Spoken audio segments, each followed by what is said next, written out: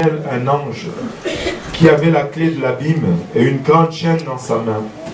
Il saisit le dragon, le serpent ancien qui est le diable et Satan, et il le lia pour 1000 ans. Tout le monde dise 1000 ans. 1000 ans. Il le jeta dans l'abîme, ferma et scella l'entrée au-dessus de lui, afin qu'il ne séduisit plus les nations jusqu'à ce que les 1000 ans fussent accomplis. Après cela, il faut qu'il soit délié pour un peu de temps. Et je vis des trônes, et à ceux qui s'y assirent fut donné le pouvoir de juger. Et je vis les âmes de ceux qui avaient été décapités à cause du témoignage de Jésus et à cause de la parole de Dieu, et de ceux qui n'avaient pas adoré la bête ni son image, et qui n'avaient pas reçu la marque sur leur front et sur leurs mains. Ils revinrent à la vie et ils régnèrent avec Christ pendant 1000 ans. Que tout le monde dise encore 1000 ans. 1000 ans. Maintenant, il y a beaucoup de confusion qui se font au sujet de l'Église et d'Israël.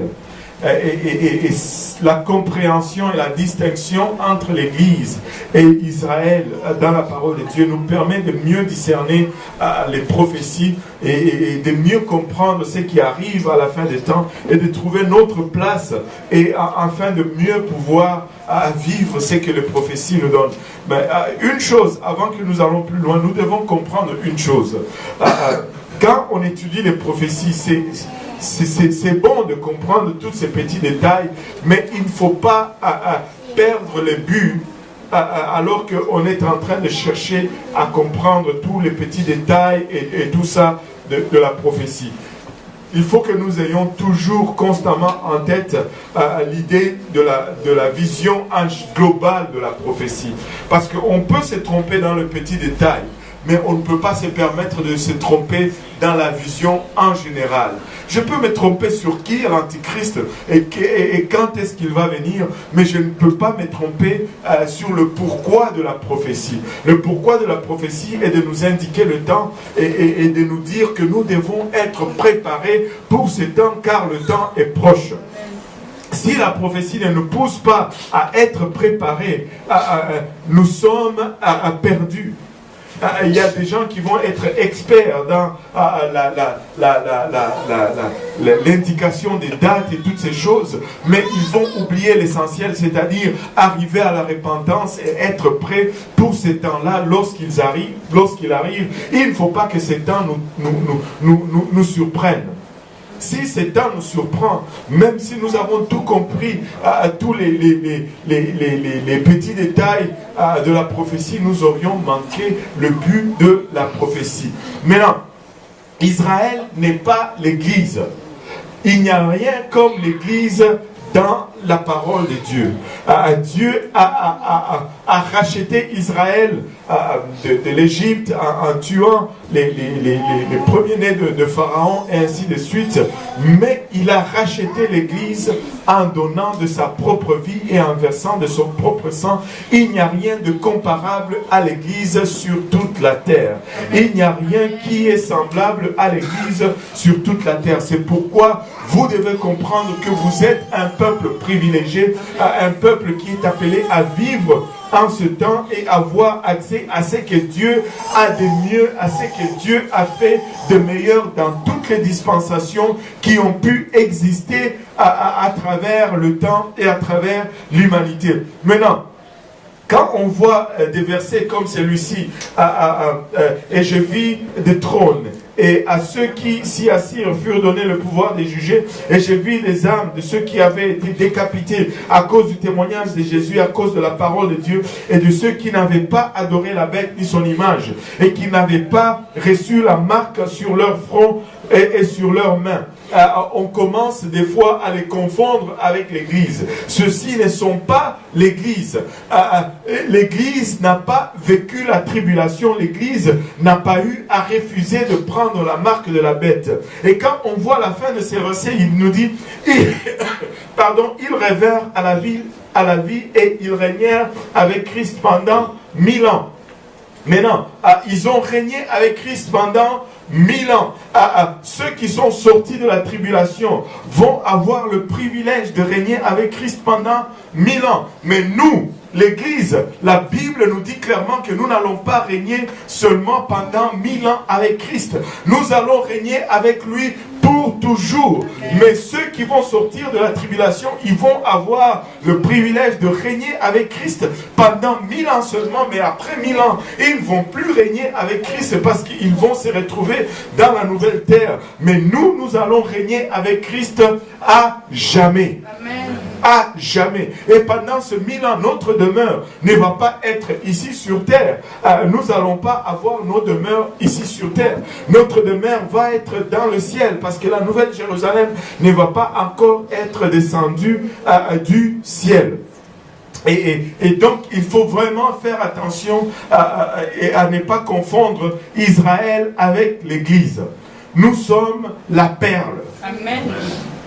Nous sommes la perle. Regarde ton voisin, dis-lui, tu es une perle. Tu as cette opportunité de rentrer dans l'église. Tu as cette opportunité de faire partir de ce que Dieu a fait de mieux ici sur terre. Maintenant, si nous regardons notre ligne de temps que nous avons tracée, nous avons tracé cette ligne de temps et nous avons commencé à placer des événements sur cette ligne de temps. Le premier événement que nous avons tracé, ce sont les signes que nous voyons qui arrivent aujourd'hui sur la terre. Tout étudiant de la prophétie, quand il regarde aujourd'hui autour de nous, ne peut pas se tromper. On dirait que tu es en train de lire la Bible dans les journaux qui apparaissent aujourd'hui, la méchanceté qui grandit. Les catastrophes, les guerres, les tremblements de terre. Nous avons parlé de ces choses et ces choses sont d'actualité aujourd'hui. Encore une fois, la nature est déchaînée. Hier ou avant-hier, je ne sais plus, mercredi, nous avons eu un record historique ici au Canada ou au Québec. Il n'est jamais tombé 45 cm de neige en un seul jour. Et c'était un record de tous les temps.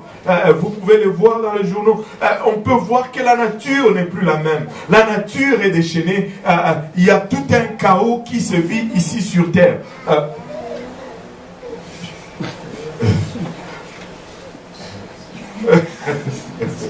Maintenant, après les signes, le Seigneur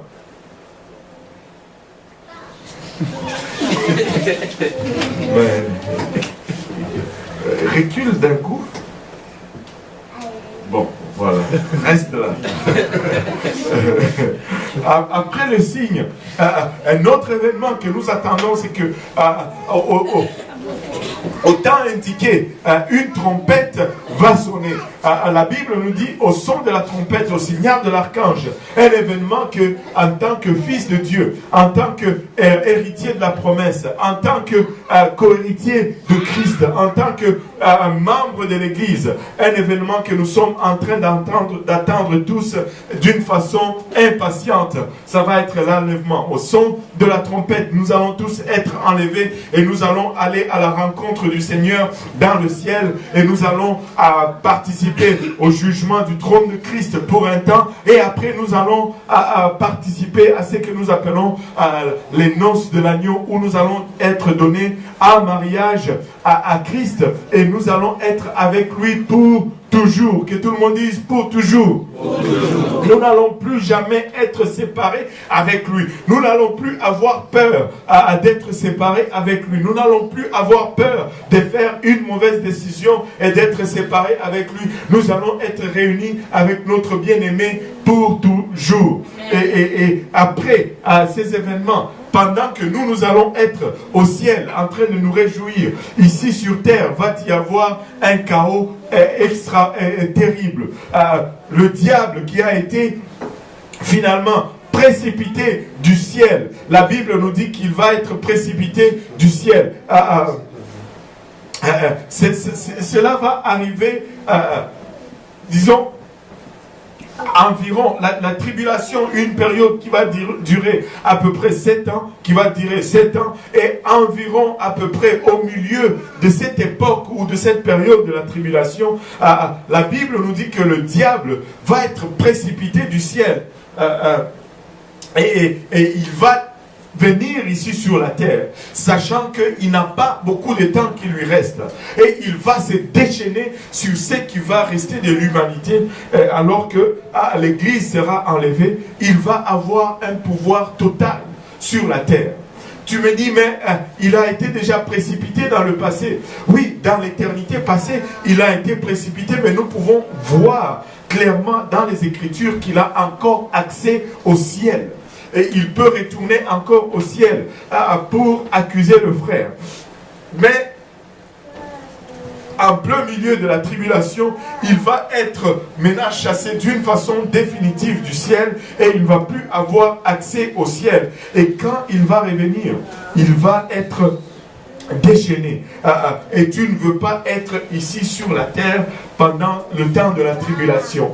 Tu penses que la terre a connu de mauvais moments. Attends de voir la tribulation. Les 7 ans de la tribulation, même si on prenait toutes les catastrophes que la terre a connues durant son existence, durant les 6000 années qui vont précéder ces 7 ans, et qu'on le mettait ensemble, et qu'on le mettait, on le faisait vivre à l'humanité pendant les 7 années, on n'aura même pas atteint la plénitude de la destruction et des catastrophes que l'humanité va vivre.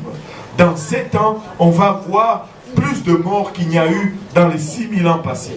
Dans 7 ans, on va avoir plus de dégâts, de catastrophes naturelles qu'on a eu durant les 6000 années passées. La colère de Dieu va être versée et le diable va être aussi déchaîné sur l'humanité. Vous ne voulez pas être sur la terre. Et après les 7 années, le Seigneur lui-même va descendre du ciel avec l'Église, c'est-à-dire nous, et ils vont instaurer une période de 1000 ans de paix que nous allons étudier aujourd'hui, 1000 ans durant lequel le diable sera lié, il ne pourra pas tenter personne, et durant ces 1000 ans, l'homme ne pourra pas faire le mal.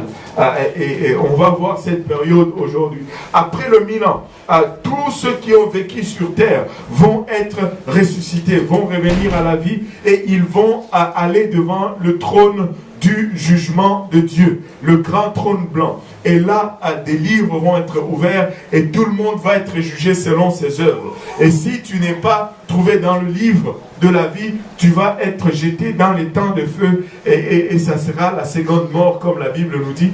Et après cela, nous allons entrer dans l'éternité.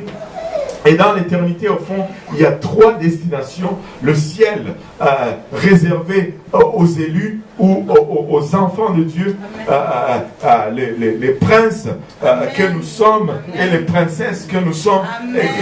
Et nous allons avoir un demeure céleste. Une cité construite par Dieu lui-même. Et tu ne veux pas manquer cela. Regarde ton voisin, dis-lui, on a un rendez-vous. On a un rendez-vous. Après cela, il y a la nouvelle terre